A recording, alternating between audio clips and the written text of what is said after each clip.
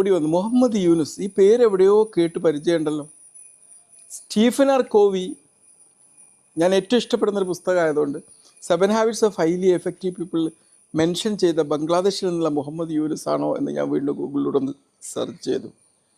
അപ്പോൾ എനിക്ക് മനസ്സിലാക്കാൻ പറ്റിയത് അദ്ദേഹം തന്നെയാണ് എന്ന്. എന്തുകൊണ്ടാണ് സ്റ്റീഫൻ ആർ കോവി അദ്ദേഹത്തിൻ്റെ പേരിവിടെ മെൻഷൻ ചെയ്തത്?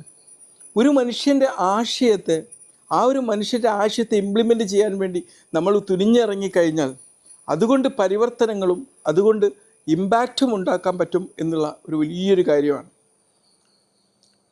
ദാരിദ്ര്യത്തിൻ്റെ വക്കിലായിരുന്ന ഈ ബംഗ്ലാദേശ് എന്ന് പറയുന്ന നമ്മുടെ അയൽ രാജ്യം, നമ്മുടെ നാടിനോട് ചേർന്ന് നമ്മുടെ തന്നെ ഭാഗമായിട്ടുള്ള ഒരു രാജ്യം, ആ രാജ്യത്ത് ഒരു ചെറിയൊരു കൺസെപ്റ്റ് ഈ നല്ലൊരു എക്കണോമിസ്റ്റ് ആയിട്ടുള്ള മുഹമ്മദ് യൂനുസ് പ്രപ്പോസ് ചെയ്യുകയാണ്, മൈക്രോ ഫൈനാൻസ് എന്നുള്ളത്.